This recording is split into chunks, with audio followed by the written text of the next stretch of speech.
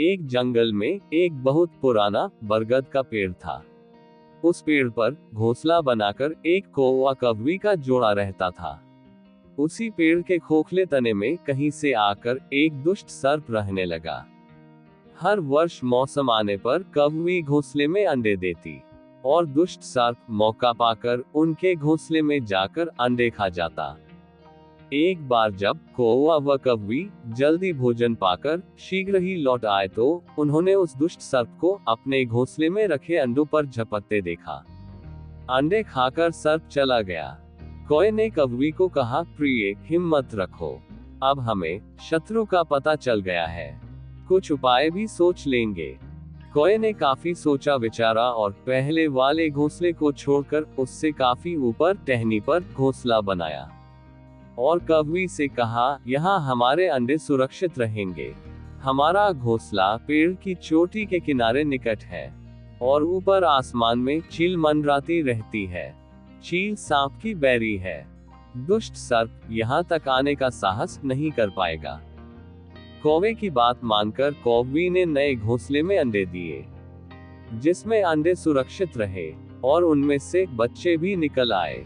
उधर सर्प उनका घोंसला खाली देखकर ये समझा कि उसके डर से कौवा कौवी शायद वहां से चले गए हैं। पर दुष्ट सर्प की नजर तेज थी। उसने देखा कि कौवा कौवी उसी पेड़ से उड़ते हैं और लौटते भी वहीं हैं। उसे यह समझते देर नहीं लगी कि उन्होंने नया घोंसला उसी पेड़ पर ऊपर बना रखा है। एक दिन सर्प अपने खोह से निकला और उसने कौवे का नया घोंसला खोज लिया। घोंसले में कौवा दंपति के 3 नवजात शिशु थे। दुष्ट सर्प उन्हें एक एक करके घपाघप निगल गया और अपने खोह में लौटकर डकारे लेने लगा। कौवा व कौवी लौटे तो घोंसला खाली पाकर सन्न रह गए। घोंसले में हुई टूट फूट और नन्हे कौवे के कोमल पंख बिखरे देखकर वह सारा माजरा समझ गए। कौवी की छाती तो दुख से फटने लगी। कौवी बोल उठी और बोली, तो हर वर्ष मेरे बच्चे सांप का भोजन बनते रहेंगे क्या? कौवा बोला, नहीं, यह माना कि हमारे सामने विकट समस्या है, पर यहाँ से भागना ही उसका हल नहीं है। विपत्ति के समय ही मित्र काम आते हैं। हमें लोमड़ी मित्र से सलाह लेनी चाहिए। दोनों तुरंत ही लोमड़ी के पास गए।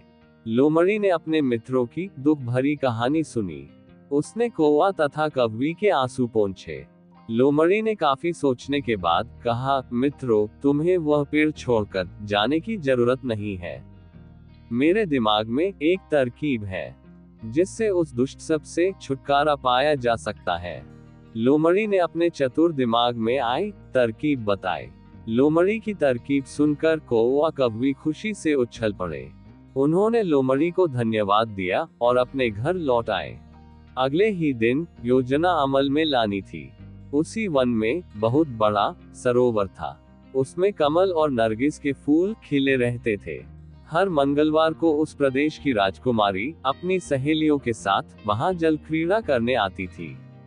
उनके साथ अंगरक्षक तथा सैनिक भी आते थे। इस बार राजकुमारी आई और सरोवर में स्नान करने जल में उतरी तो योजना के अनुसार कौवा उड़ता हुआ वहां आया। उसने सरोवर तट पर राजकुमारी तथा उसकी सहेलियों द्वारा उतार कर रखे गए कपड़ों और आभूषणों पर नजर डाली। कपड़े के ऊपर राजकुमारी का प्रिय हीरे और मोतियों का कीमती हार रखा था। कौवी ने राजकुमारी तथा सहेलियों का ध्यान अपनी ओर आकर्षित करने के लिए कांव कांव का शोर मचाया। जब सबकी नजर उसकी ओर घूमी तो कौवा राजकुमारी का हार चोंच में दबाकर ऊपर उड़ गया। सभी सहेलियां चीखी, देखो देखो, वह राजकुमारी का हार उठाकर ले जा रहा है। सैनिकों ने ऊपर देखा तो सचमुच एक कौवा हार लेकर धीरे धीरे उड़ता जा रहा था। सैनिक उसी दिशा में दौड़ने लगे। कौवा सैनिकों को अपने पीछे लगाकर धीरे धीरे उड़ता हुआ उसी पेड़ की ओर ले आया। जब सैनिक कुछ ही दूर रह गए तो कौवे ने राजकुमारी का हार इस प्रकार गिराया कि वह सांप वाले खोह के भीतर जा गिरा। सैनिक दौड़कर खोह के पास पहुंचे। उनके सरदार ने खोह के भीतर झांका। उसने वहां हार और उसके पास में ही एक काले सर्प को कुंडली मारते हुए देखा। सैनिक चिल्लाया, पीछे हटो, अंदर एक नाग है। सरदार ने खोह के भीतर भाला मारा। सर्प घायल हुआ और फुफकारता हुआ बाहर निकला। जैसे ही वह बाहर आया, सैनिकों ने भालों से उसके टुकड़े टुकड़े कर डाले।